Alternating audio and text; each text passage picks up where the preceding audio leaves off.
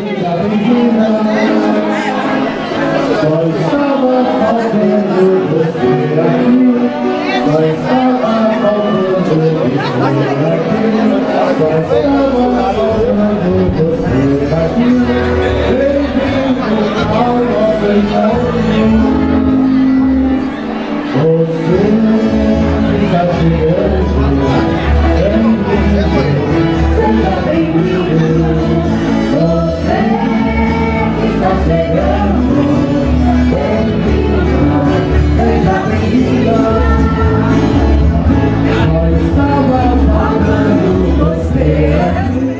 Bem-vindo, bem-vindo ao encontro. Bom dia! Bom dia, querida! Bom dia! Bem-vindo! Bom dia! Bom dia! Maravilha! Bom dia! O poeta, cantador do ambiente, acompanha a estação, Paulo. Vamos cantar o refrão da música dele. Aproveita e vem pra cá. É sua, Zé Martins. Vamos lá.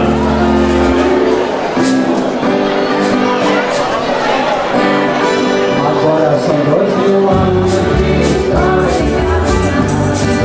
Agora são 2000 anos de história caminhada.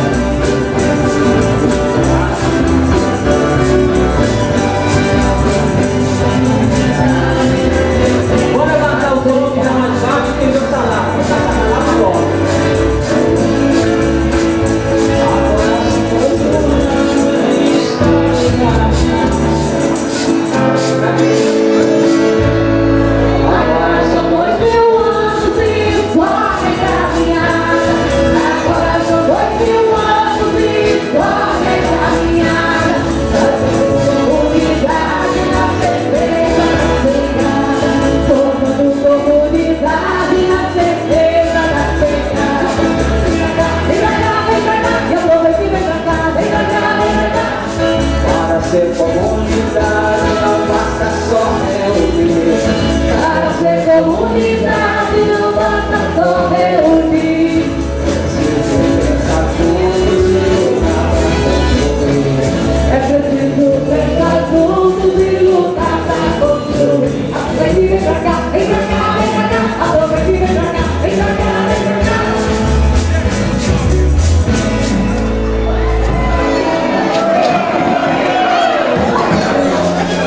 Tem gente tomando café ainda, quem chegou essa noite, seja bem-vindo, seja bem-vinda. Vamos cantar mais um?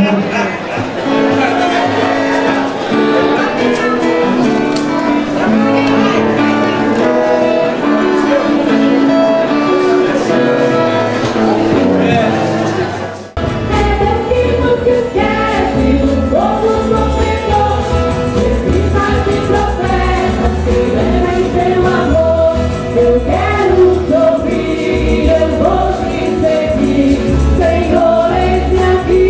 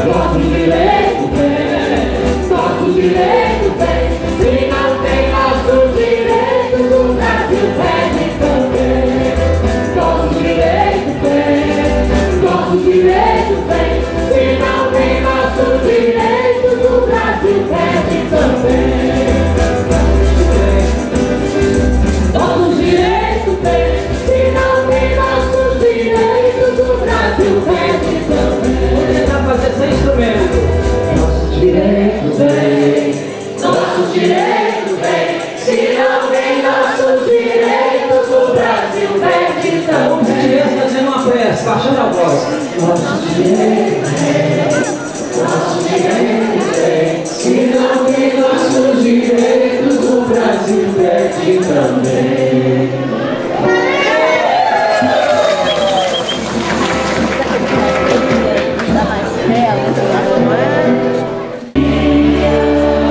O sol nascer, é novo dia. Bendito seja Deus, quanta alegria. O sol nasceu, é novo dia. Bendito seja Deus,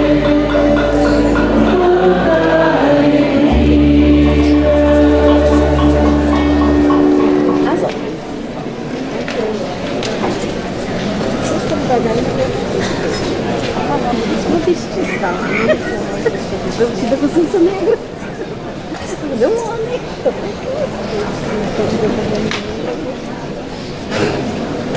A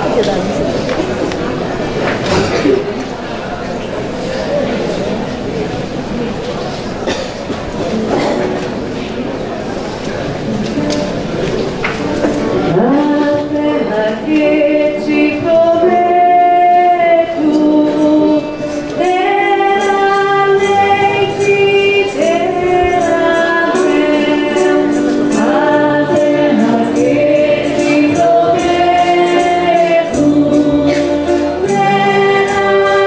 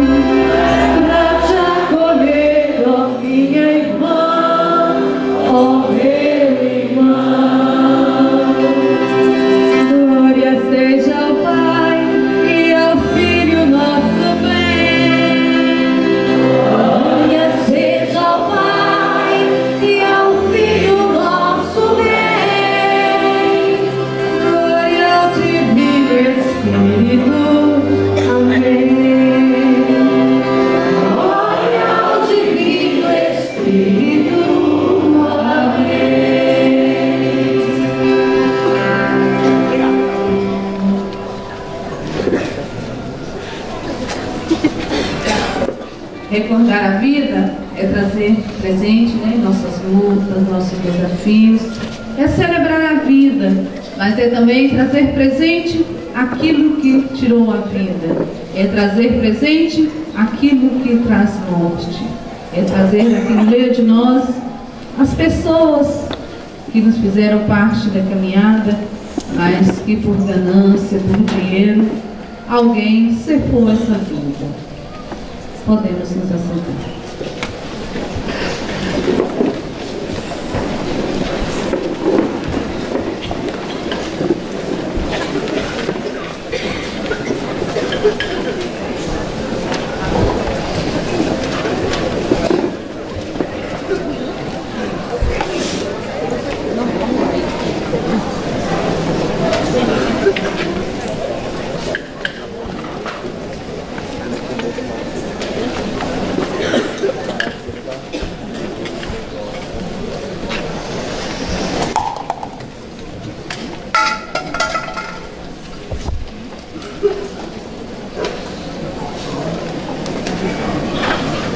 Tudo bem?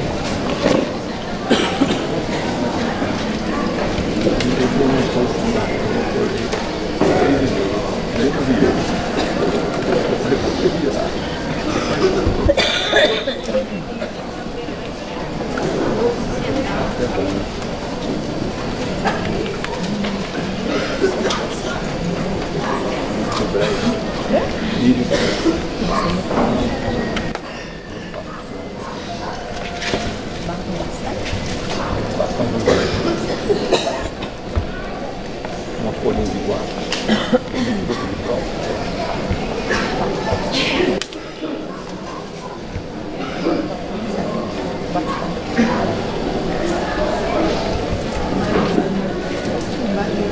Vamos tuberculosa.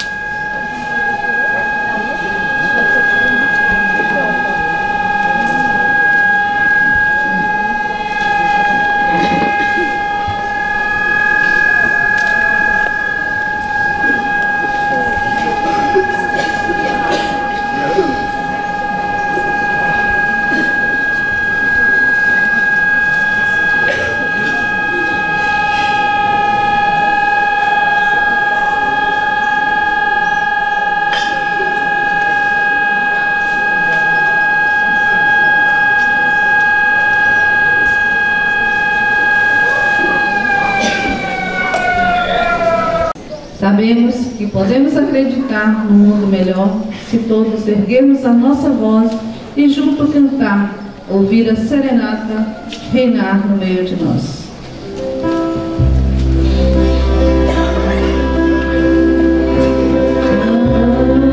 Quero ouvir a serenata, enriquecer as nossas latas e tocar meu violão.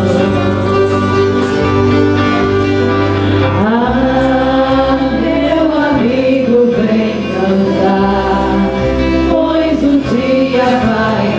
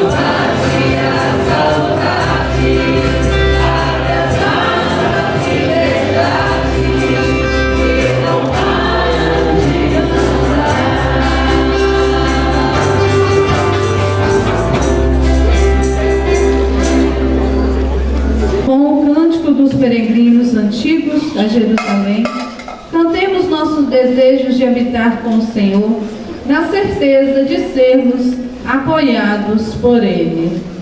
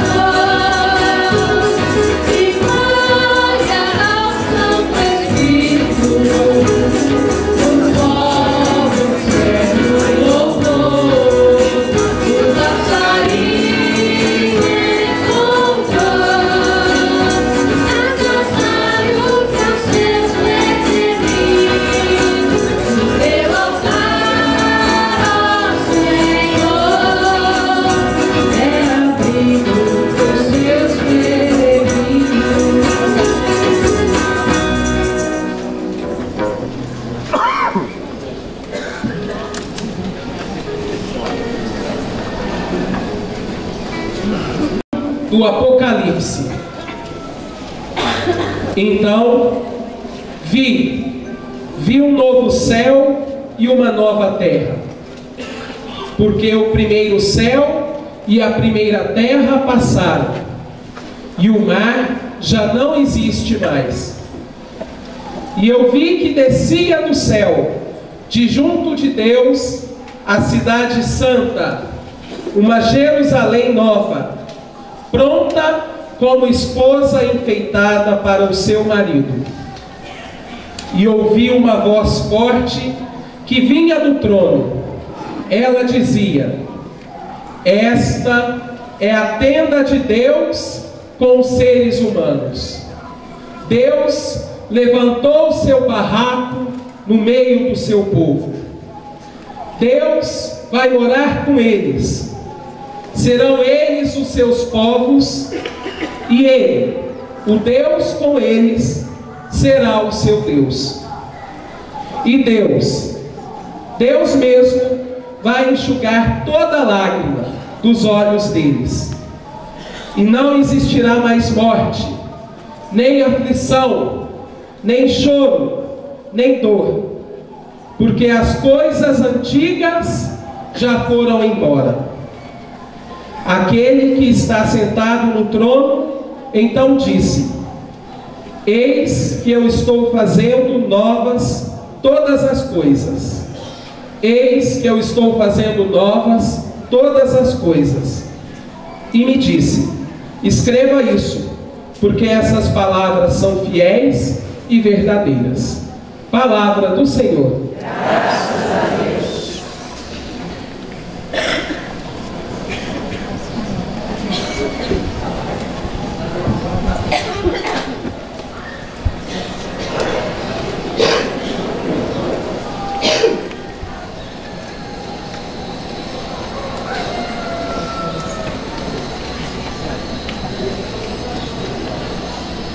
Eis que eu estou fazendo nova todas as coisas.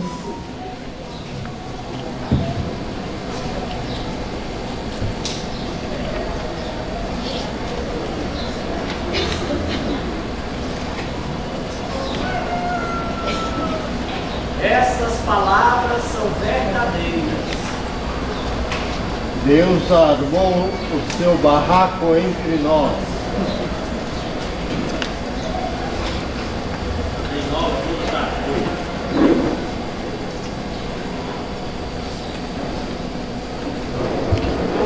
Uma Jerusalém nova, como a esposa pronta para o marido. Não haverá mais chuva, nem dor.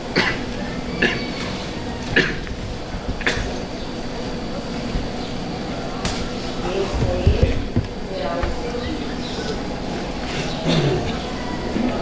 Unidos e organizados, o caminho de paz.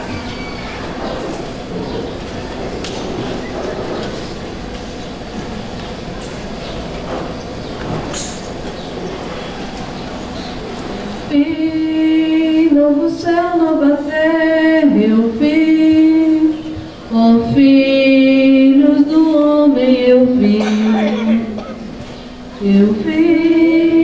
Novo céu, nova terra, eu vi, ó filhas e filhos do povo, eu vi.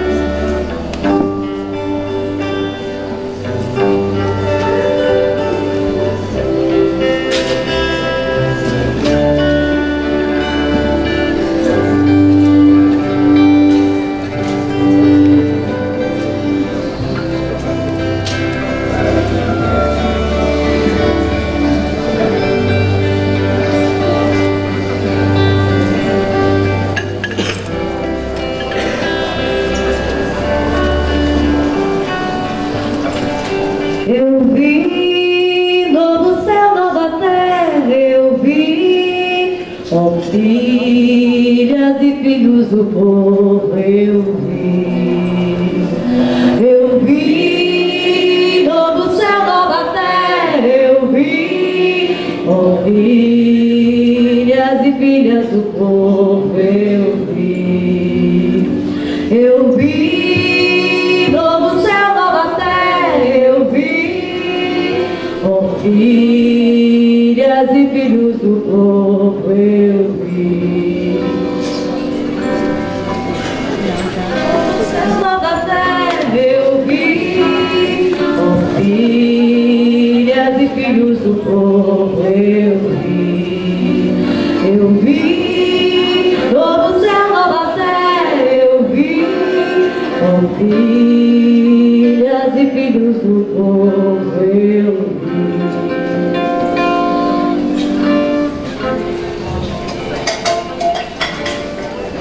Junto com todos os povos, no campo e na cidade, vamos elevar a Deus nosso louvor e nossos pedidos. Todos juntos rezemos. O céu anuncia a glória de Deus e nos mostra aquilo que suas mãos fizeram. O céu anuncia a glória de Deus e nos mostra aquilo que suas mãos fizeram. Nós te louvamos, Senhor Deus, pelas organizações que buscam a preservação da natureza e a construção de uma sociedade onde toda a criação vive em sintonias. Rezemos.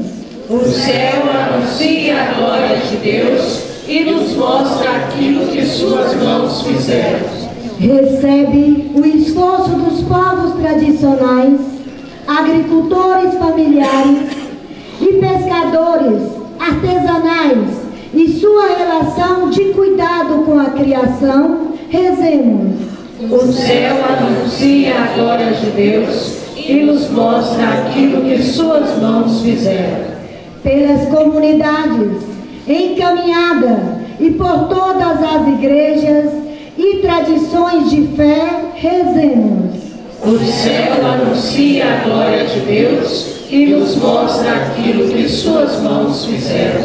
Recebe, Senhor, todas as pessoas que vivem em sua fé no Deus da criação, para que, animados pelo Santo Espírito, trabalhem pela construção da sociedade do bem viver. Rezemos. O céu anuncia a glória de Deus e nos mostra aquilo que suas mãos fizeram.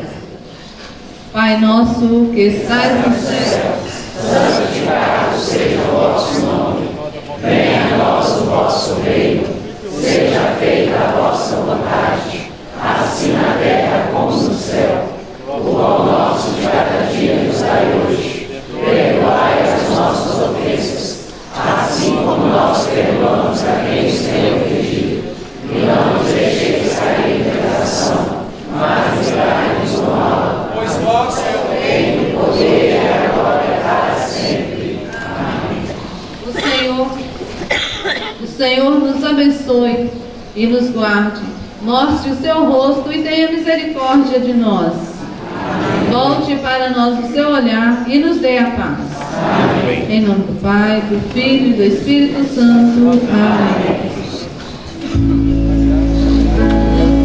Nos olhos dos pobres, no rosto do mundo, eu vejo Francisco perdido de amor. É índio operário, é negro, é latino, jovem, mulher, lavrador e menor.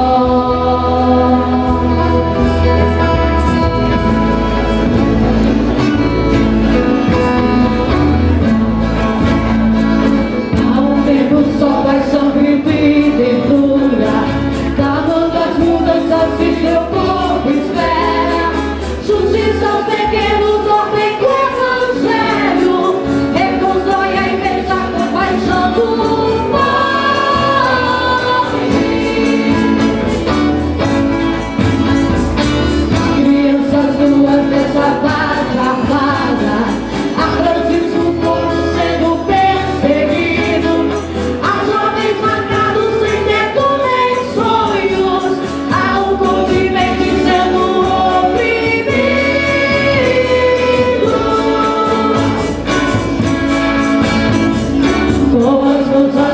solidariedade com os que não devem perder nada mais. Defendem com a morte a dignidade, com a teimosia que constrói a paz. Canta Francisco com a voz dos pobres, tudo que atrevestes a mudar. Cantando dos sonhos, sonhos de esperança, que a liberdade vai chegar. Canta Francisco com a voz dos pobres, tudo que aprendestes a mudar. Cantando dos sonhos, sonhos de menino, novo céu e terra vai chegar. Agora Francisco marginalizados, cantando da América libertação. Meninos sem lar e são irmãos do mundo, pela paz da terra, sol e parto e luz.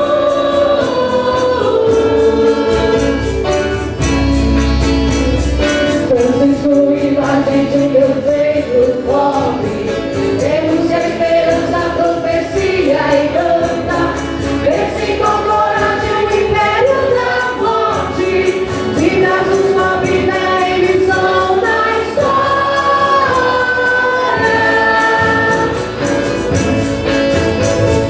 Francisco, menino, homem das dores, reconstrói a igreja pelo mundo afora, na fraternidade que traz a justiça, na revolução que anuncia a aurora.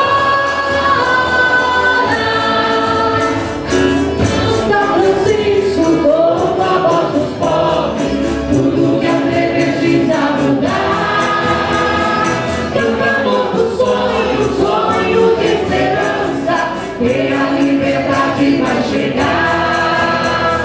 Canta Francisco com a voz dos pobres, tudo que atrevestes a mudar.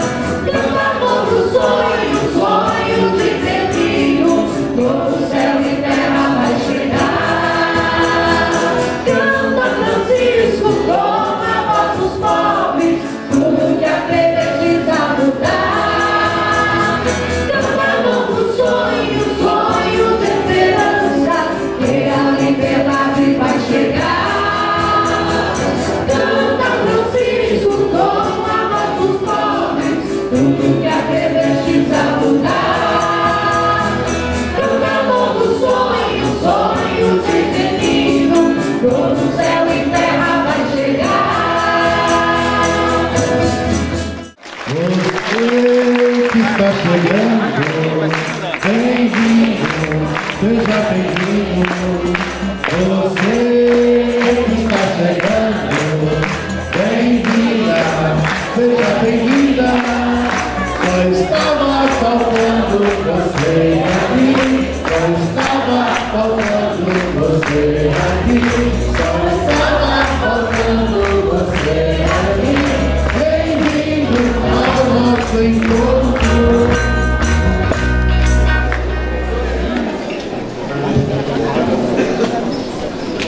Que é Padre Alfredo, do Rio de Janeiro, pertence a uma tribo de padres que trabalha com imigrantes, e tem acompanhado um pouco sebes, leigos, sobre esse meio fora.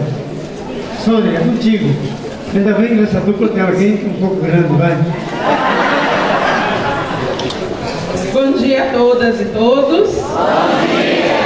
Então, eu sou Sônia, sou da Arquidiocese de Montes Claros, estou na animação de sebes, lá um pouco na caminhada das nossas comunidades lá no sertão norte mineiro, e hoje estou presidente do Conselho Nacional de Leigos do Brasil. Grande desafio que eu acabei de assumir agora, e vamos ver como é que a gente faz essa caminhada, né? E vamos tentar aqui ver o que a gente faz com essa pessoa tão boa e maravilhosa ao nosso lado. Palmas para o Franquinho e a Sônia.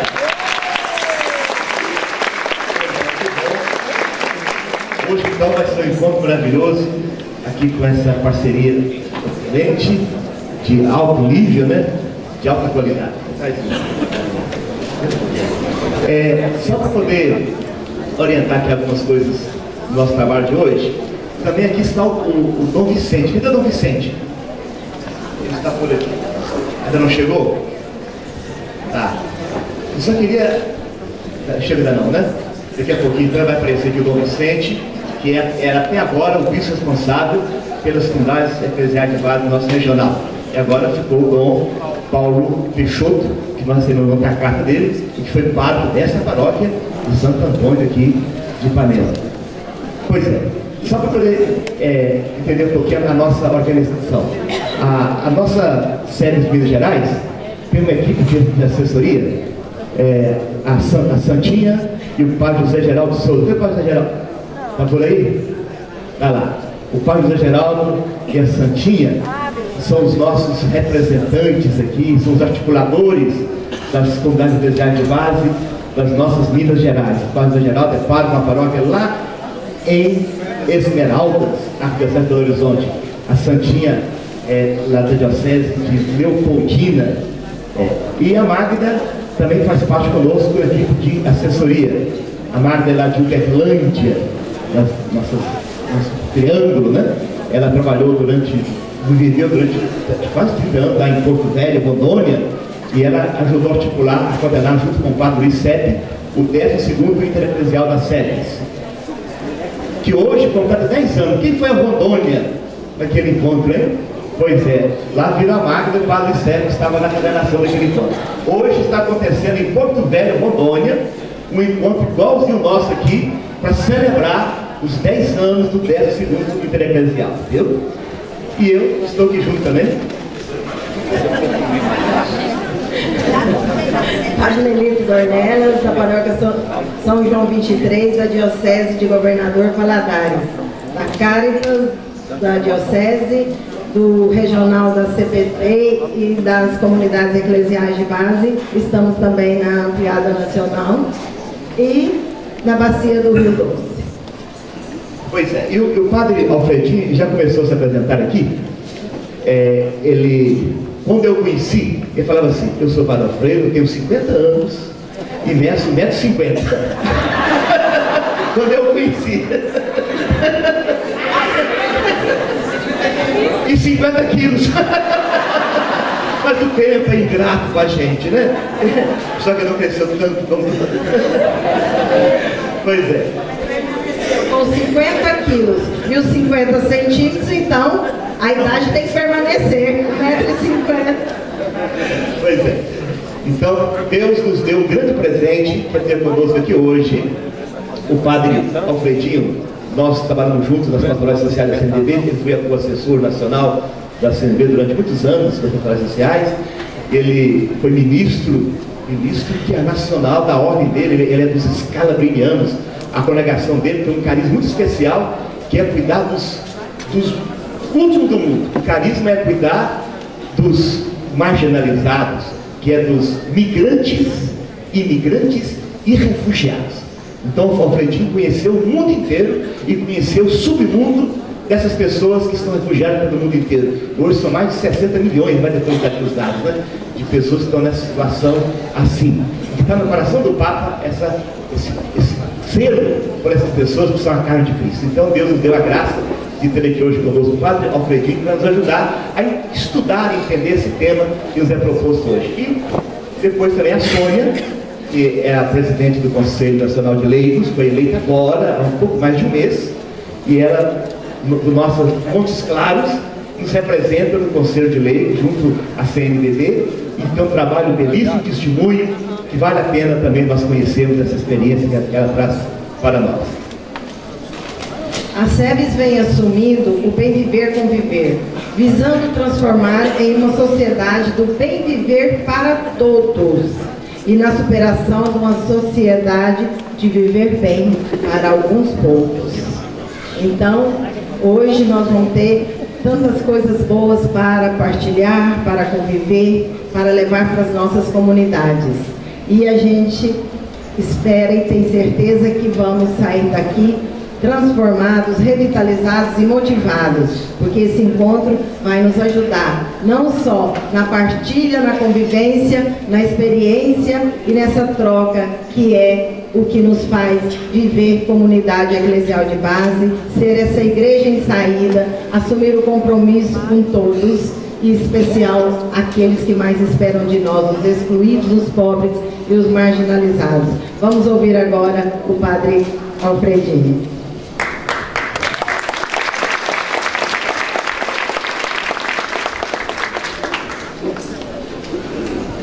Eu espero que todo mundo escute lá atrás. Escuta?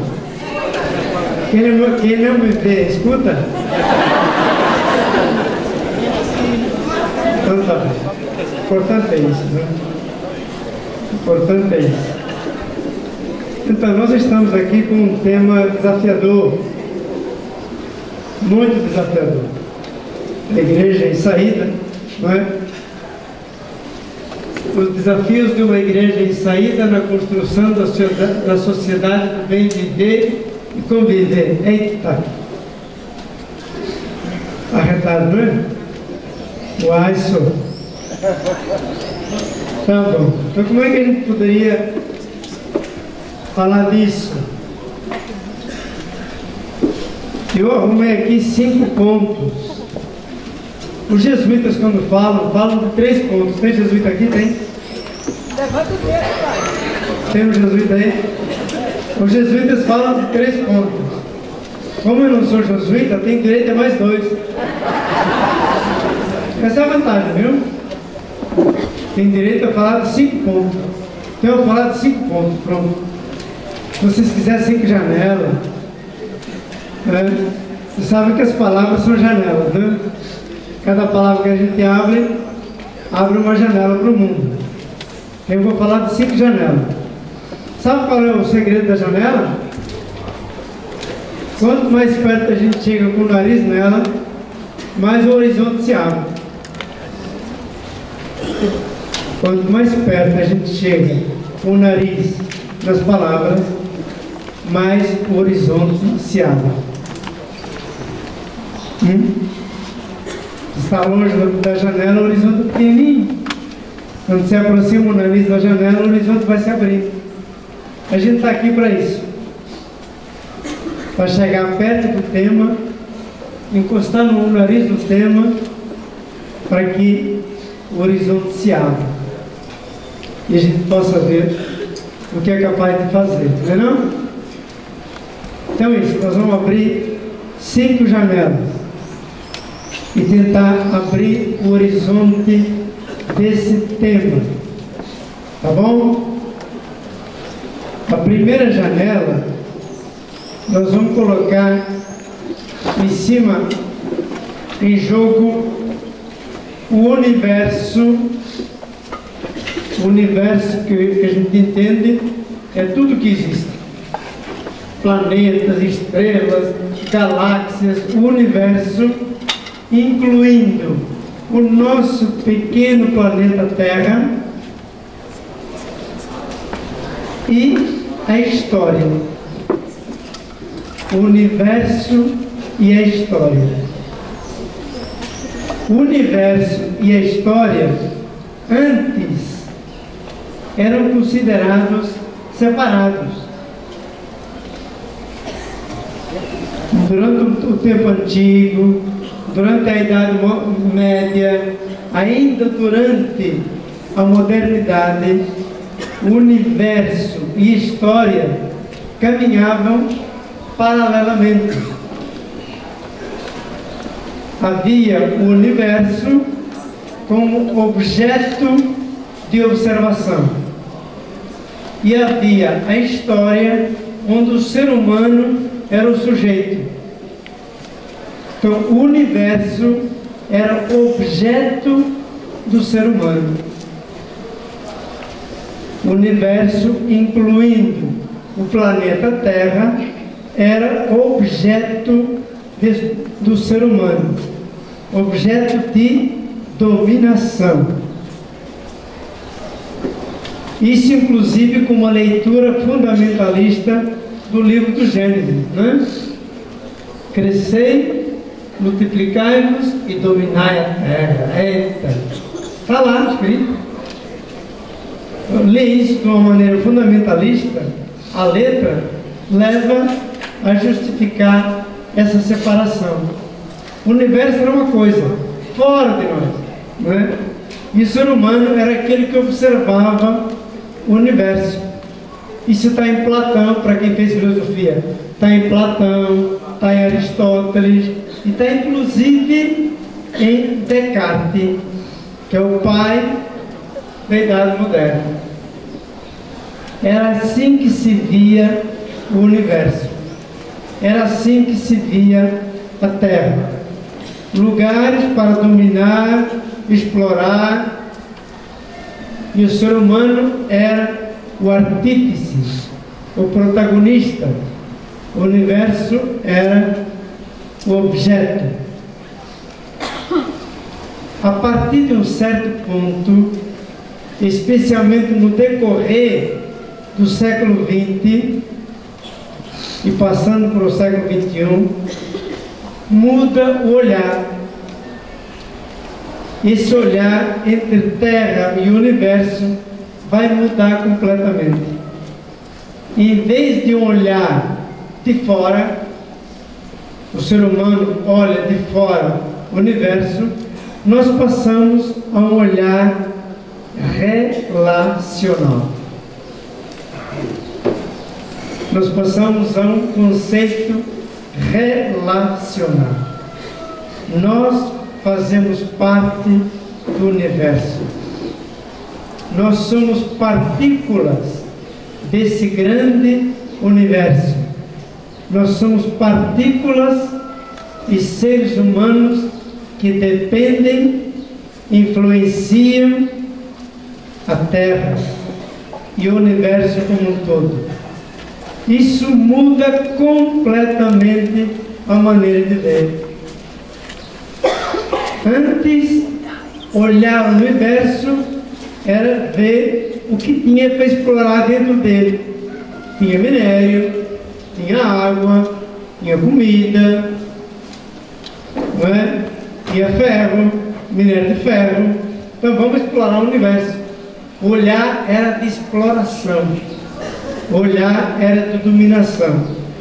A partir do decorrer do século XX e século XXI, passa a crescer, a emergir um olhar diferente, um olhar de integração,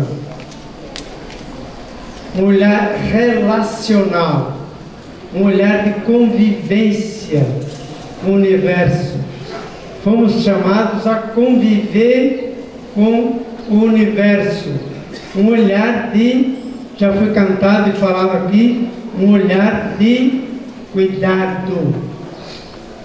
O olhar de Francisco e do Papa Francisco, com a encíclica Laudato Si, um olhar de cuidado com a natureza.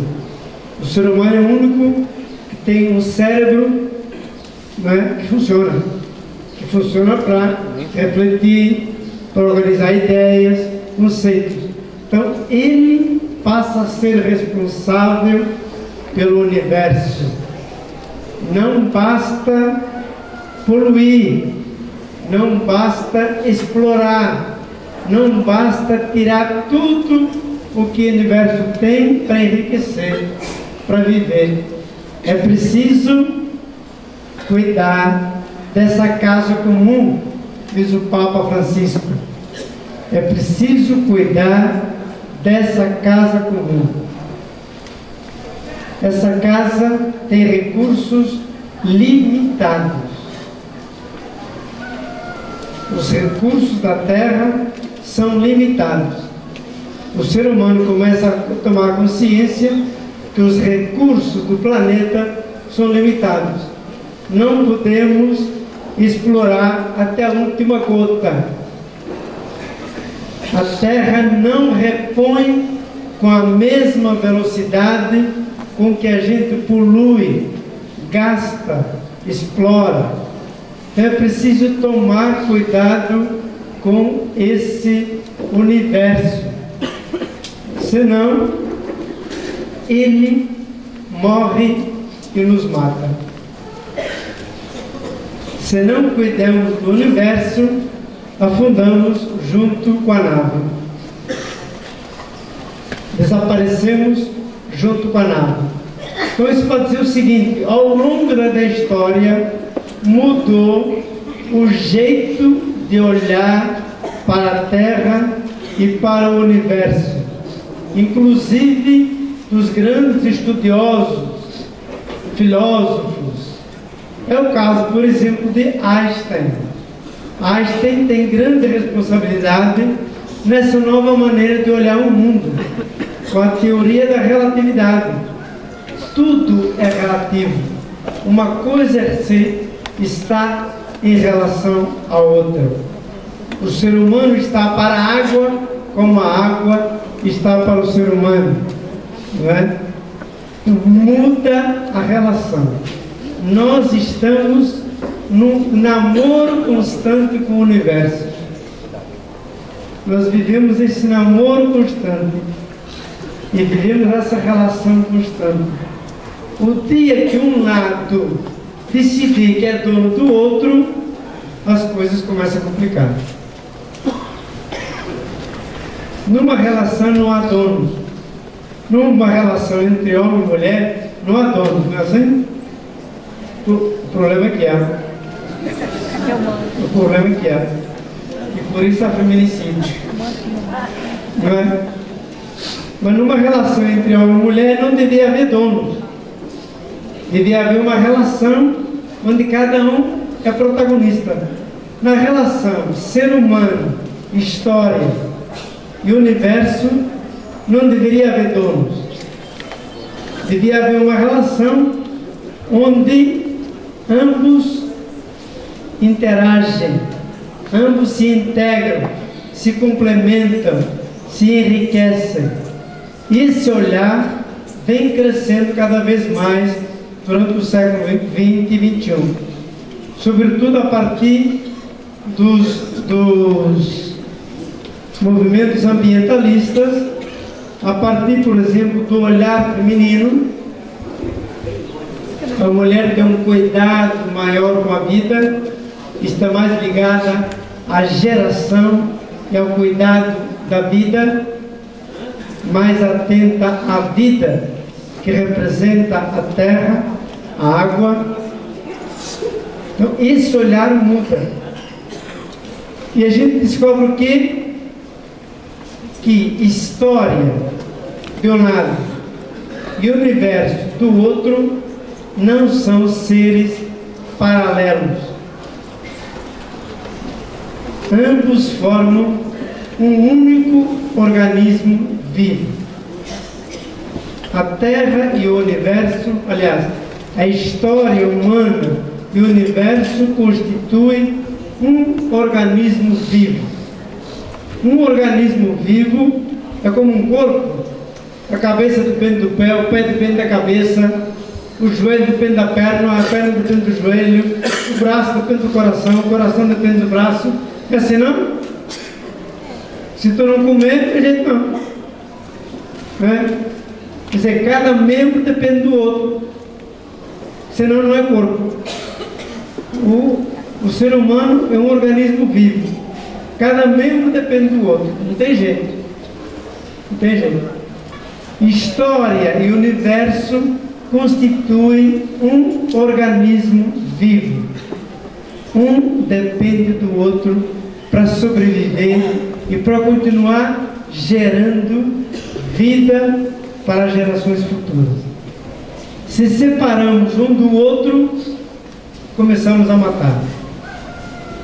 Então, durante muito tempo, a história do ser humano no universo era uma história de morte. Matar a fauna, matar a flora, matar a água. Foi uma história de morte. A Europa, por exemplo, hoje praticamente acabou com as suas florestas, né? E agora está de olho na Amazônia, claro. Né? O Ocidente acabou com as suas florestas. com a Revolução Industrial, não é? O carvão, o petróleo, não é? Isso contaminamos o ar, as águas, os mares. História de morte. Durante muitos séculos, o universo e a história caminharam um contra o outro. A história humana dominava o universo. Usava até o fim todos os seus recursos, toda a força de trabalho,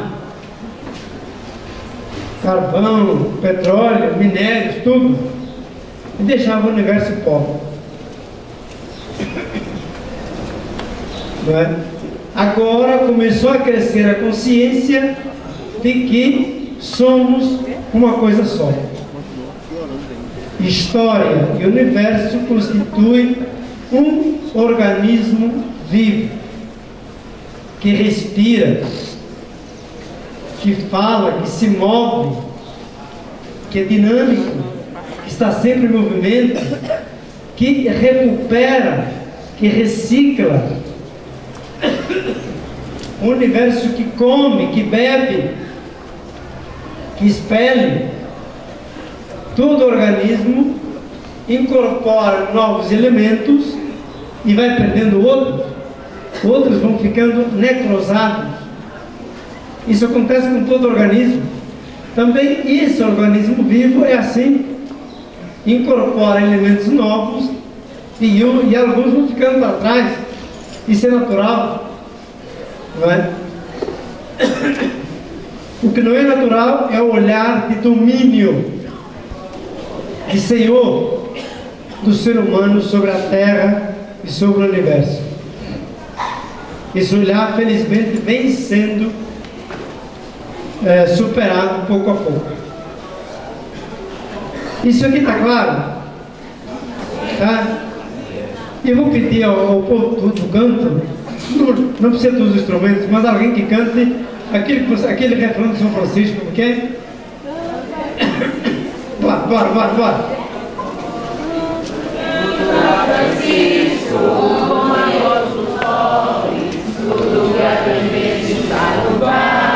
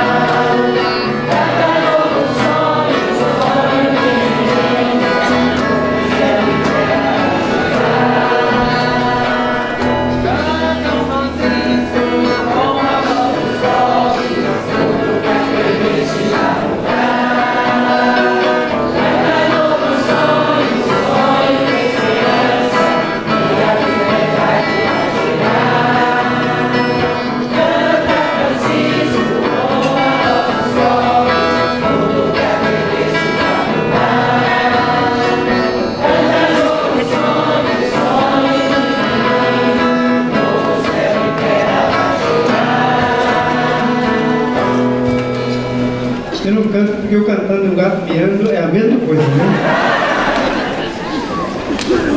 Então é isso. Nós aprendemos sobre a preservação da criação. A criação não foi criada uma vez por todas. A criação tem que ser recriada dia a dia, ano a ano. E o ser humano racional e inteligente é chamado a essa tarefa junto com Deus. Nós somos co-criadores. Junto com Deus, nós vamos recriar esse novo céu e nova terra que nós vimos aí. Mas é preciso partir desse princípio. Nós formamos, a criação forma um único organismo vivo, onde tudo depende de tudo. Todos dependem de todos. A árvore, a água, a pedra, o minério, o vento, o sol, a luz, as estrelas, tudo depende de tudo. E nós, seres humanos, dependemos de tudo. Se o olhar é de superioridade, matamos a natureza. Se o olhar é relacional, as coisas mudam completamente. Então as coisas têm mudado e estão mudando completamente.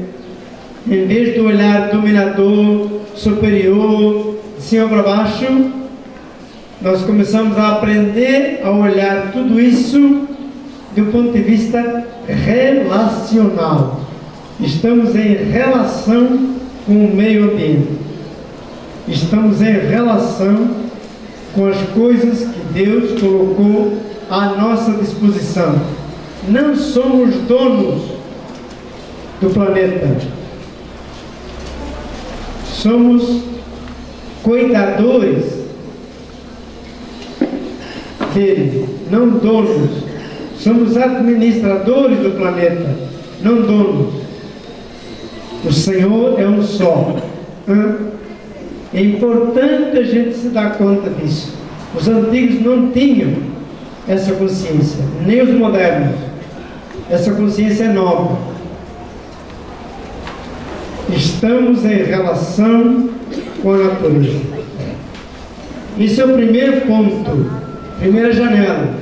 Então, nessa primeira janela, é preciso colocar o nariz no vidro do universo para ampliar nossos horizontes, diminuir o poderio, a dominação, não é? O senhorio, e ampliar a relação com as coisas, não é? A relação com a água, a relação com as plantas, com os animais, a relação com aquilo que nos sustenta. Nesse ponto, a encíclica do Papa Francisco é muito rica. Vamos cuidar de nossa casa comum. Para quê? Para que as gerações futuras, as gerações jovens, possam herdar uma casa limpa, bem cuidada, não é?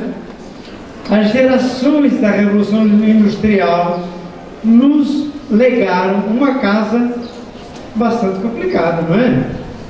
Cheia de poluição, cheia de carvão, e que está aí ainda, não é? Que está aí ainda, não é? E tem gente que não quer saber diminuir, não é? Como o tio Sam, não é? Tem gente que não quer saber diminuir nada. Tá bom? Esse é o primeiro ponto. No segundo ponto, passamos para a segunda janela. Cada janela eu vou chamar o povo a cantar, é? Depois de cada janela eu vou chamar o povo a cantar. Segunda janela. A constatação de que esse organismo vivo, que é história e universo, daqui para frente vamos falar de história e universo sempre como uma coisa só. Não tem história sem universo, não tem universo sem história. Esse organismo vivo, esse é o conceito de ponto de partida. A criação e o ser humano dentro dela formam um organismo vivo que se complementa. Mas há uma constatação nada boa. Esse organismo vivo está doente. Esse é o segundo ponto. Nós notamos hoje que esse organismo vivo está doente. Eu diria que ele está na UTI.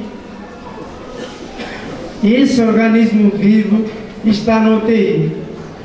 Um cabra que está na UTI, o que ele tem? Um cara que está doente, qual é a primeira coisa que vem, que o médico nota?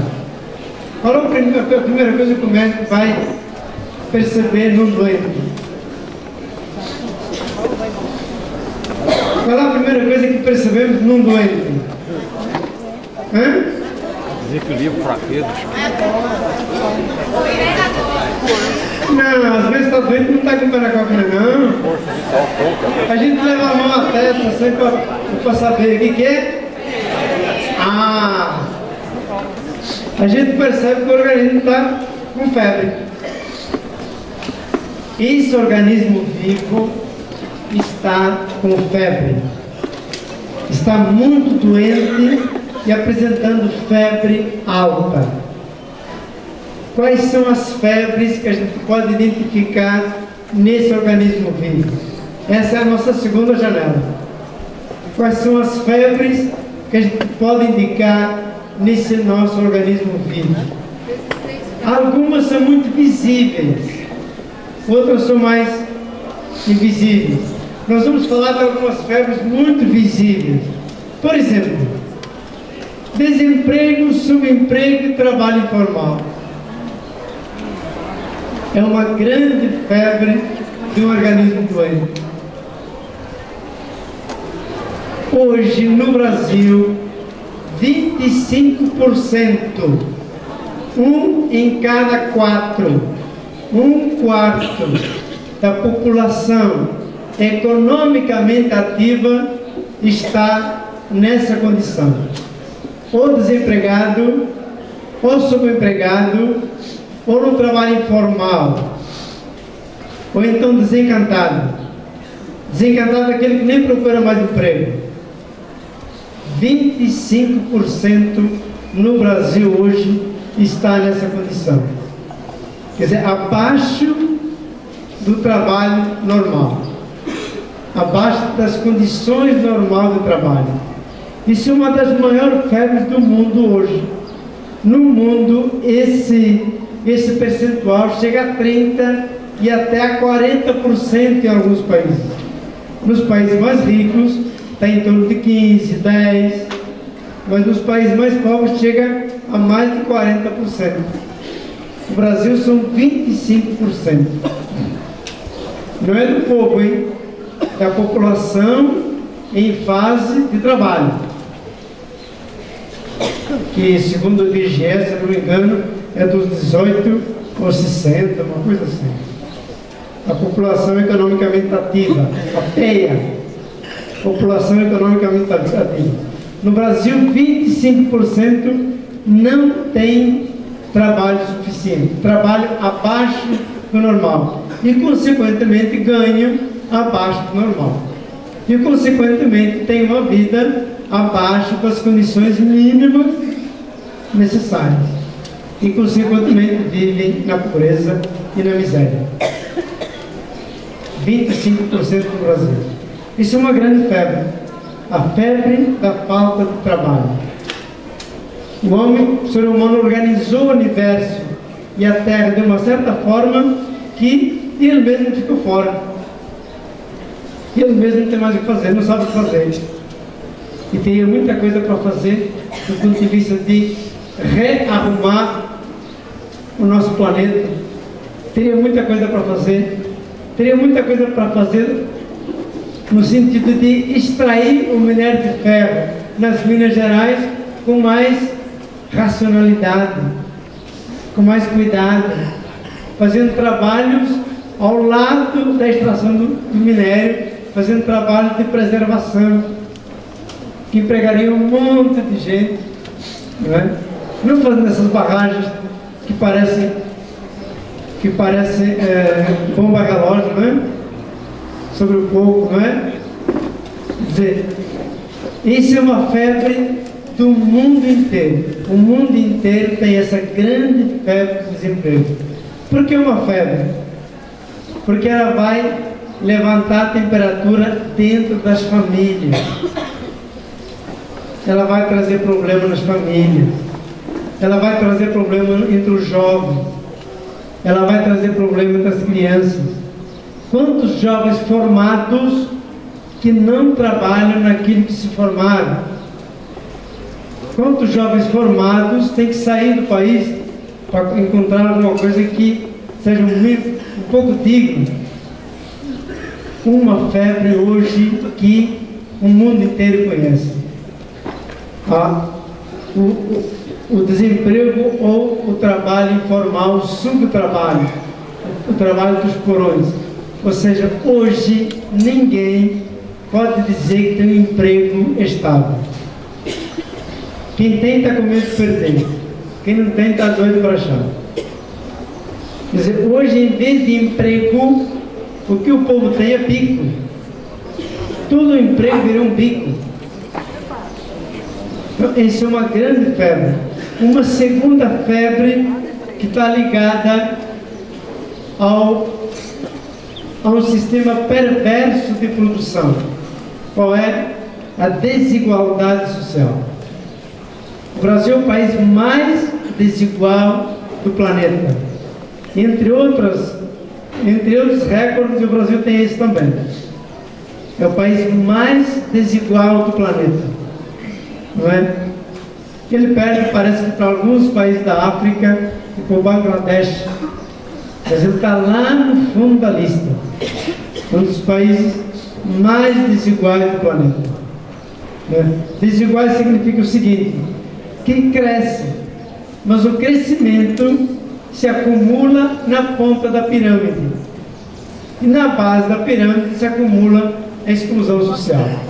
É um crescimento desigual. É um crescimento de raposas e galinhas dentro do mesmo galinheiro. Você sabe o que vai acontecer, não sabe?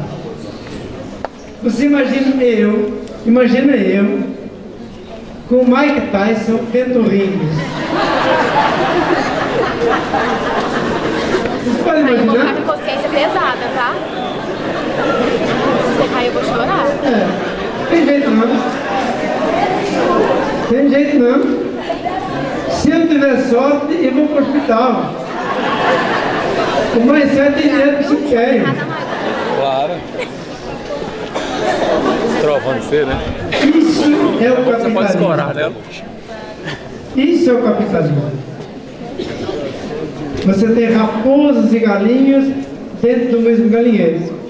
Então, nesse sistema, é claro que todo o crescimento leva a uma acumulação de riqueza de um lado e de exclusão social do outro. O crescimento está viciado na raiz. Está viciado na raiz. Ele cresce para alguns e decresce para outros. Então, esse crescimento desigual provoca também uma desigualdade social crescente. Cada vez mais, poucos têm cada vez mais e muitos têm cada vez menos. Também nisso o Brasil é campeão. Também nisso o Brasil é campeão. Quer dizer, há uma minoria de famílias que tem mais de 50% da renda nacional. Não é? Uma riqueza extremamente acumulada. Extremamente acumulada. Como poucos países do mundo. Isso é outra febre. Isso significa que o organismo não está funcionando bem. Alguma coisa no organismo não está funcionando bem. Então aí se revela essa febre de uma desigualdade tremenda. Você tem apartamentos de luxo ao lado de favelas. Né? Ou ao lado de gente que mora na rua e que morre na rua, como a gente acaba de ver. Né? Outra febre, as migrações. O ponto em que eu trabalho. Hoje, 250 milhões de pessoas no mundo vivem fora do país em que nasceram. 250 milhões. É mais que o Brasil todo. Vivem fora do país em que nasceram. Isso não inclui as migrações internas, nem as migrações temporárias. Isso é só aqueles que ultrapassam as fronteiras de algum país. São mais de 250 milhões. Desses, 70 milhões são refugiados. Refugiados é diferente de imigrante. Refugiado é aquele que não pode retornar ao país. O refugiado não pode voltar atrás, porque está perseguido politicamente, ideologicamente, ou até pela religião, pela fé, ou pela etnia. Se ele voltar, ele morre. É o caso da Síria, o maior país de refugiados, da Venezuela, segundo país de refugiados, do Sudão, terceiro país de refugiados, Iraque e Afeganistão. São países de enormes quantidades de refugiados. Só a Síria tem 5 milhões fora do país. A Venezuela está com 4 milhões fora do país. Voltar é morrer. Voltar é morrer. E junto com esses, os meus migrantes, vítimas da pobreza, vítimas de catástrofes cada vez mais comuns, calores extremos, enchentes, furacões, inundações, não é? Isso desloca muita gente. Ou seja, você tem hoje um enorme exército de reserva que vai de um lado para o outro atrás das migalhas que caem da mesa do capitalismo, que segue os ventos do capital. Esse número não mora, esse número acampa. Não tem casa, tem tenda, não tem endereço fixo. Eles se deslocam de acordo com as migalhas que o capital oferece. Então estão sempre andando de um lado para o outro. As migrações de um século atrás, os imigrantes que vieram da Europa, dos Estados Unidos, para o Brasil, para a Austrália, etc., eram migrantes que tinham origem e destino mais ou menos pré-determinados, não é? Obrigado. Tinham origem e destino mais ou menos pré-determinado. O cabra saía de um país da Europa e se enraizava no país da... Obrigado.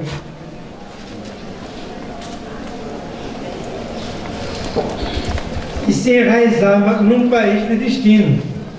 Origem e destino eram determinados. O migrante saía da Irlanda, se estabelecia nos Estados Unidos. Saía da Itália, se estabelecia no Brasil, na Argentina. Ou na Austrália, e assim por diante. Hoje não é assim não. Hoje ele sai de um país, mas não sabe onde vai se estabelecer. Ele sai de um país e começa a circular de um país para outro. E cada país o rechaça. É o caso dos haitianos que vieram para o Brasil. Daqui foram para o Chile, do Chile foram para o México, do México foram rechaçados, e assim por diante. É o caso dos africanos que vêm para a Líbia para tentar chegar na Europa. Não chegam. Ou dos asiáticos que vêm até a Turquia para tentar chegar na Europa. A Turquia hoje tem 5 milhões de refugiados.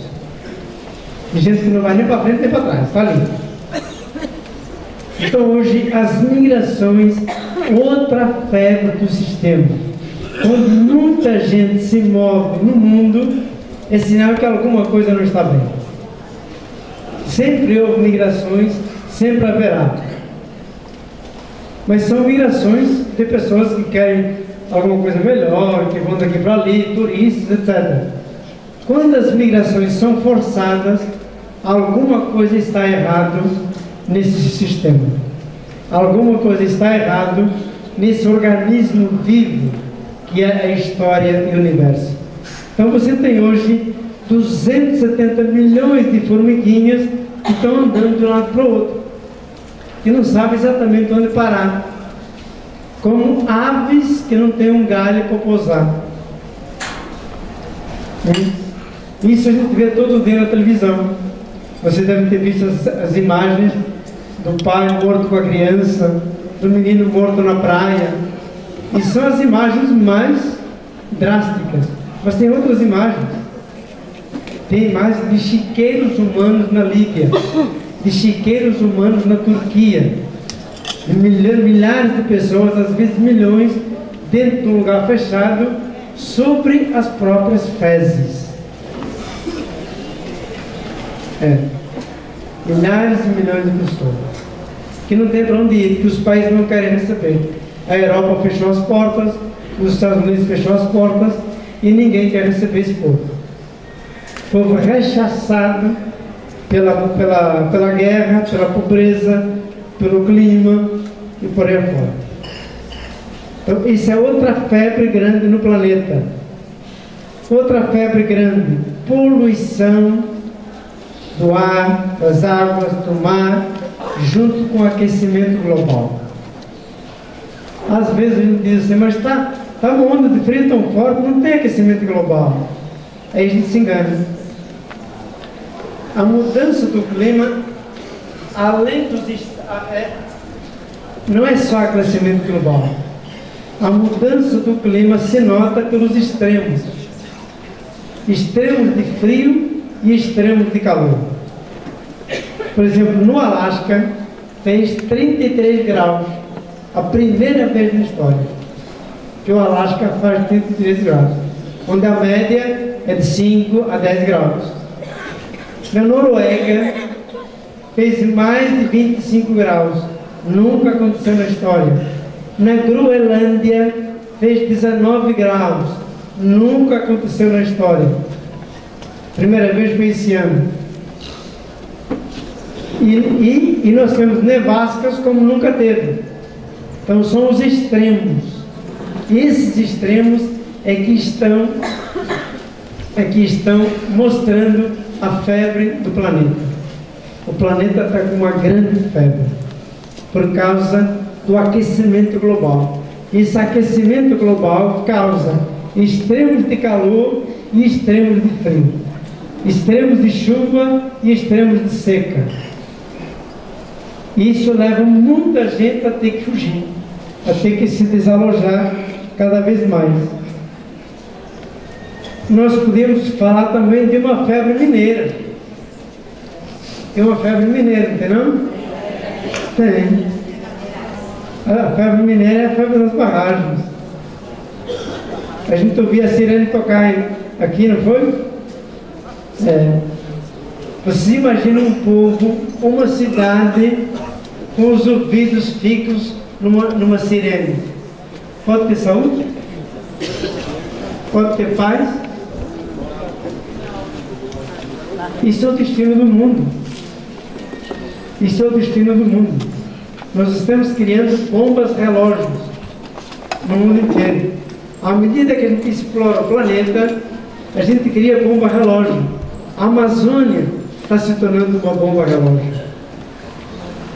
se a gente não se cuida. Minas é uma bomba relógio. O norte é uma bomba relógio, se a gente não se cuida. As minas de carvão foram uma bomba relógio. A queima do petróleo é uma bomba relógio. Então nós estamos criando bombas relógios que vão matar milhões de pessoas nas próximas décadas. Podemos esperar milhões de pessoas nas próximas décadas. Quer dizer, tudo isso mostra um organismo doente. Nós podemos acrescentar outras febres, mais pequenas que a gente viu por aí. Crianças que nascem sem cérebro, acéfalo, não é? Febres mais invisíveis. A gente pode acrescentar outras. Quer dizer, tudo isso vai mostrando ao vivo, nos nossos olhos, diante do nosso nariz, que o organismo vivo está doente. A relação do ser humano, da história com o universo, não está correta. Então isso desencadeia uma série de disfunções, desencadeia uma série de febres que mostram um organismo doente. E isso é o segundo ponto, as febres do organismo doente. E tem aqui alguém que tem uma voz muito mais bonita do que eu. Bora cantar?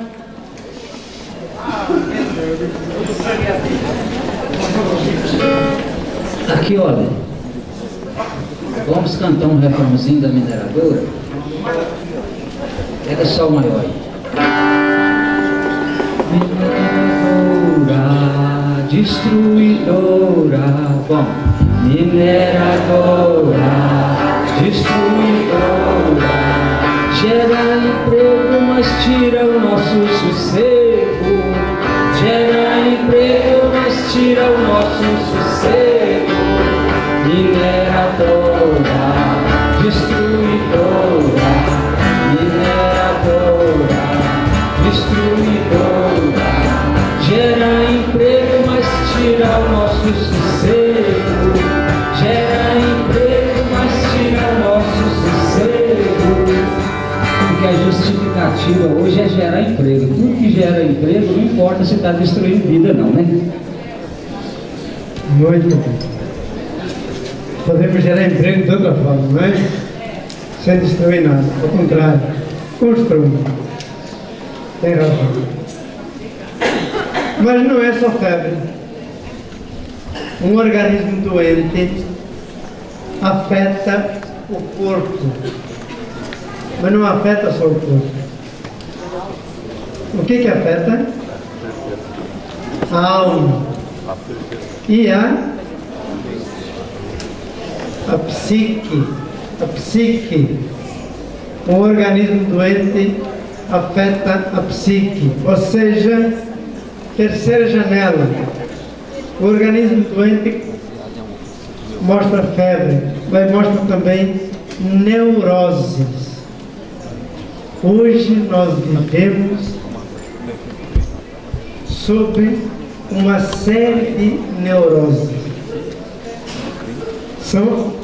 As neuroses são muito mais invisíveis do que as febres. As neuroses estão por aí. Algumas patológicas. Nunca vi tanta gente precisar de acompanhamento como nos dias atuais. Nunca assistimos a tanta depressão. Nunca assistimos a tanta doença psíquica. Nunca assistimos a tantas neuroses. Na base disso está a maior neurose de todas. Qual é? Medo. O medo é a maior neurose da relação entre a história e o planeta. Medo de que a barragem se rompa. Medo de perder o emprego. Medo de não conseguir levar o pão para a mesa dos filhos. Medo do vizinho. Medo de alguém entrar em casa. Medo de sair à rua. O medo hoje é uma neurose espalhada por todo o mundo e por todo o Brasil. Hoje nós vivemos com o medo em cima de nossas cabeças. O medo toma conta de nossos corações. O medo é um dos sentimentos mais contagiosos. Todos nós estamos contagiados por um medo. Ninguém aqui pode levantar a mão e dizer que não tem algum medo. Medo da velhice, medo de como será a aposentadoria.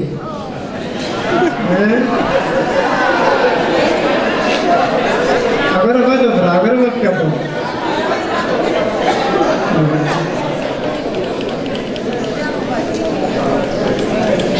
Pronto. Aposentado, salário caiu de 50%. Medo da doença, medo do desemprego. Quem tem emprego tem medo do desemprego. Quem não tem medo de não achar. Medo está por todo lado. Esse medo gera um outro tipo de medo. A gente chama xenofobia. O que é xenofobia? Medo do estrangeiro, medo do outro, medo do estranho, medo do diferente. Xenofobia, medo do diferente. Isso está em todo mundo. A Europa não quer receber nenhum migrante porque tem medo. Os Estados Unidos não quer receber um migrante porque tem medo. Medo na rua, medo de encontrar com alguém perigoso. Cruzar a rua para encontrar com... Os medos nos dominam hoje. Os medos nos dominam. Medo que leva ao isolamento, ao fechamento. Medo que impede de sair de casa. Medo que paralisa, medo que gera insegurança, instabilidade. Quem hoje pode dizer que está seguro quanto à família, quanto aos filhos, quanto à aposentadoria, quanto ao futuro? Quem pode dizer que está seguro? Quem pode dizer que está seguro quanto à violência? Quem pode dizer que está seguro? Quem pode dizer que está seguro no namoro, no noivado, no casamento? A mulher dizer um não hoje pode ser um suicídio. Quem pode dizer que está seguro? O medo hoje ronda as nossas portas. E em muitos casos ele já tomou conta da casa. O medo tomou conta de cada um de nós. Medo que gera suicídios, depressão, medo sem volta. Criança com medo, jovem com medo, idoso com medo, pai de família com medo, esposa com medo, medo de armas, medo de sair à rua, medo de pegar o ônibus, mães com medo, mães que têm que esconder os hematomas dos próprios parentes para não piorar as coisas. Medo. O medo hoje é uma das grandes neuroses que nós temos. E dentro dele vem a xenofobia. O medo que passa, o medo próprio, o medo do vizinho passa a ser o medo do outro, do estranho, do negro, daquele que não fala a minha língua, daquele que não come a mesma coisa que eu como, daquele que não é que nem eu. Medo. O medo está aí. Ora, esse medo gera paralisia. O medo paralisa. O medo leva as pessoas a lutar pelo pão. Quem luta pelo pão esquece a luta pelo chão. A luta pelo pão toma todo o nosso tempo. Esquecemos a luta pelo chão e pelos direitos, porque o medo nos leva à luta pelo pão. No medo, muitas energias nossas se voltam contra nós mesmos. O medo gera violência dentro de casa. O medo traz a violência para dentro de casa. O medo leva a bebida, leva a droga, leva a cocaína, leva ao crack e traz a violência para dentro de casa. O medo faz com que o amor se converta em ódio. O medo faz com que a violência se volte para as pessoas que estão mais próximas de nós. O medo faz com que a gente acabe sendo violento com as pessoas com quem a gente ama. O medo faz isso. Quer dizer, o mundo hoje espalha o medo. E é só assistir o da Atena que você não tem mais coragem de sair para a rua.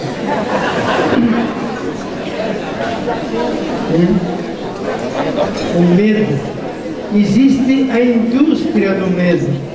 A indústria para fabricar o medo, para que as pessoas se acomodem, para que as pessoas fiquem paralíticas, para gerar a inércia.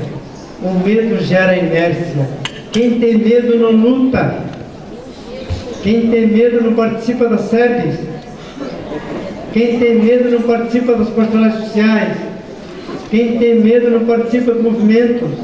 Quem tem medo se encerra em casa. E quando todo mundo se encerra em casa, a violência explode na própria família. O medo gera violência, gera o isolamento. O medo O medo faz com que as pessoas abdiquem da própria liberdade e da própria criatividade.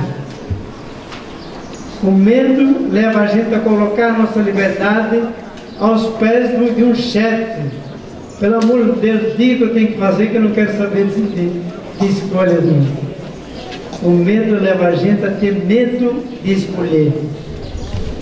Medo da responsabilidade do fracasso. Então a gente abdica da liberdade por um pedaço de pão. A gente abdica da liberdade por uma casa para morar. A gente abdica da liberdade por um emprego. O medo leva a tudo isso. Existem indústrias do medo. Os meios de comunicação fazem com que o medo se espalhe por todo lado, porque o medo cruza os braços dos lutadores. O medo amarra uma bola de chumbo no nosso pé. O medo impede que a gente faça alguma coisa. Hoje vivemos sob o império do medo. Somos pessoas amedrontadas com tudo. Temos medo da criatividade. Temos medo da própria liberdade. Depositamos a liberdade aos pés de alguém que diga o que tu tem que fazer. Mesmo na igreja, o que significa o formalismo ritual que está de volta, o que significa o ritualismo litúrgico, ou o liturgismo que está de volta, medo de errar, medo de Deus. O medo leva a gente a ter medo de Deus. Deus vira um carrasco. Na atmosfera do medo, Deus vira um carrasco. Se não fizer tudo certinho, eu vou ser castigado. A culpa e o castigo. O medo geram a culpa e o castigo. Isso faz com que o cristianismo se torne esquizofrênico. Hoje nós estamos vivendo um cristianismo fortemente esquizofrênico.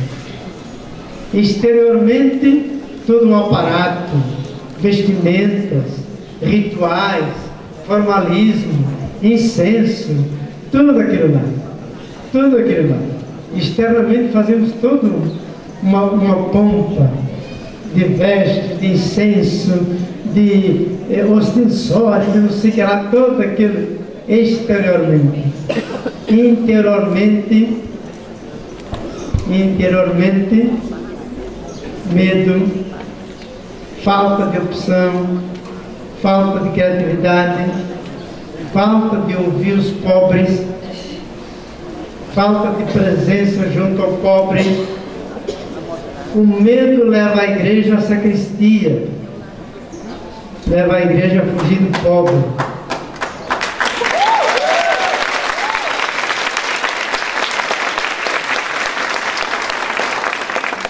A igreja se refugia em si mesma, em suas vestes, em suas pompas, em sua liturgia, ou liturgismo, em seu ritualismo. O que é isso? Esconder o medo, esconder a falta de opção, esconder aquilo que Jesus veio revelar, a boa nova aos pobres. Toda essa pompa de igreja serve para esconder a opção que não existe. Ora, é muito difícil esconder o que não existe. É muito difícil esconder o que não existe. Prevalece o medo. Prevalece o medo. E as pessoas preferem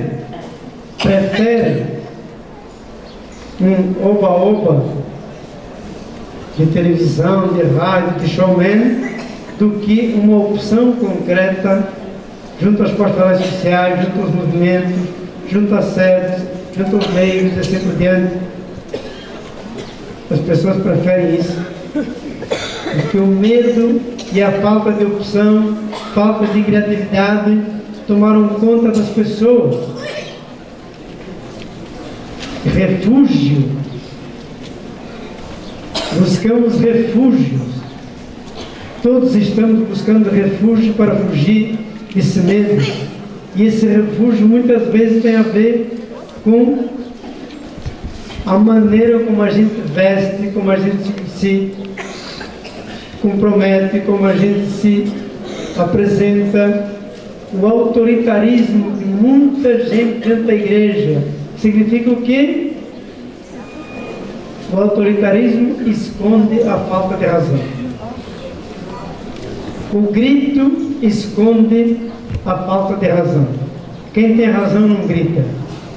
Quem tem razão dialoga. Quem tem razão não grita. Também na igreja é assim. Quem tem razão não precisa ser autoritário. Quem tem razão dialoga. Medo do leigo na igreja. Medo de abrir espaço para os leigos. Medo de que algum leigo invente de saber mais que o padre.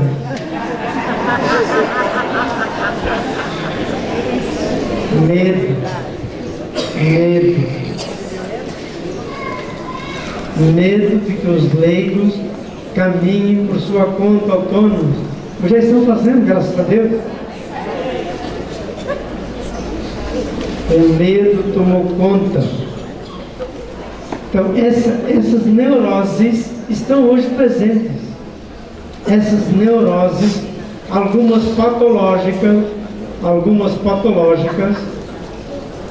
a gente percebe logo, tomaram conta da igreja, tomaram conta da sociedade.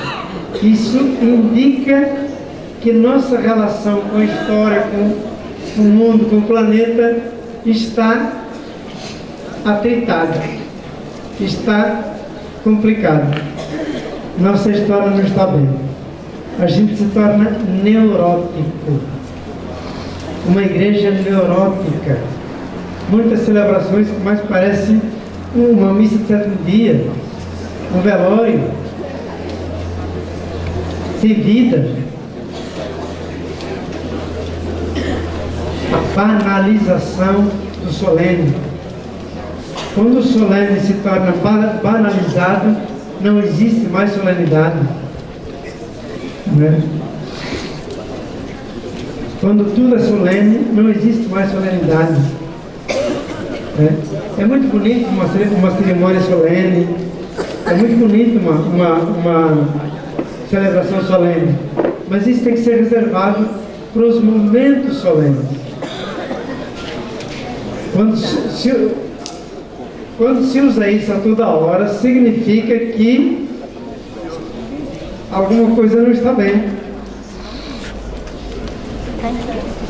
Eu vou deixar as duas outras janelas para o próximo. Posso, né?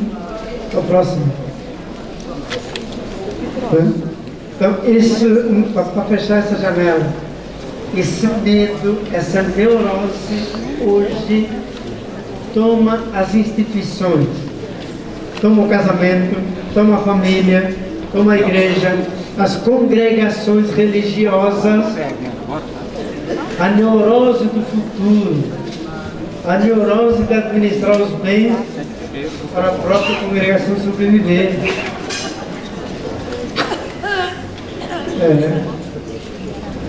Porque você pagar o plano de saúde, todos pagam. Como é que faz?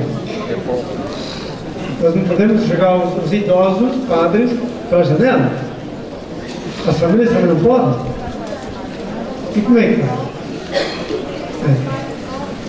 Os padres sofrem com isso, hein? Sofrem muito. Então, tudo isso é um sistema que vai tirando a segurança dos pobres, vai tirando a segurança do nosso trabalho e vai semeando medo e neurose.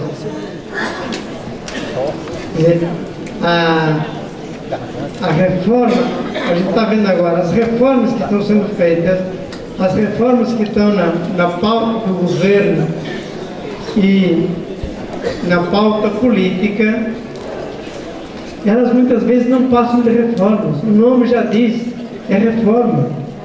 Não muda substancialmente. Muda a forma de tirar dos pobres para manter o status dos ricos. Não é? Muda isso. Muda a forma de passar o dinheiro do salário dos pobres para os cofres dos ricos. É só isso que muda. Não tem uma transformação real. É uma reforma. É um paliativo. É um verniz que você passa diante do sistema corrompido. Você passa um verniz para dizer que está melhorando. É como quando você tem um móvel velho. Você quer vender, o que você faz? Você passa um verniz para vender como novo. A nova política não é mais do que esse verniz. Não tem nada de novo. A nova política é mais velha do que a política que a gente já viu em todo lugar. Então, o que existe é um medo generalizado para fazer com que a gente aceite. O medo aceita tudo. O medo aceita qualquer coisa. O medo aceita qualquer esmola. Então essa neurose está pegando hoje na igreja, na família, na sociedade, está pegando no governo, está pegando nos deputados, está pegando as esquerdas. As esquerdas na América Latina vivem muito sobre esse peso do medo. Medo de falar e ser criticado, medo de não sei o que, medo de... Não é? Então, isso é uma febre muito grande que indica que alguma coisa não está bem. Alguma coisa não está bem. O organismo está doente, tem febre e tem neurose mais profunda. A febre é o sintoma do corpo doente. A neurose é o sintoma da alma doente, do espírito doente, da mente doente. Então nós estamos ficando doentes diante da maneira como estamos nos relacionando com o universo, com o planeta e conosco mesmo. A relação com o universo, com o planeta, repercute na relação entre nós. A relação entre nós repercute na relação com o universo e com o planeta. Tudo isso é uma coisa só. E isso traz hoje essa grande neurose que nós estamos vivendo. Em alguns casos patológica, doentia. Em alguns casos necessitada de cuidados especiais. Não é? A igreja também está com esse peso forte e os bispos sabem que estão sofrendo, os padres sabem que estão sofrendo, as congregações sabem que estão sofrendo para conseguir manter. Quem está na liderança da igreja sabe que está sofrendo para poder manter alguma coisa ativa, para poder manter esse encontro aqui, por exemplo, para poder vir aqui e cantar que estamos vivos, que estamos... Isso muitas vezes a gente canta para esconder os males que... Quem canta seus males espanta, não é?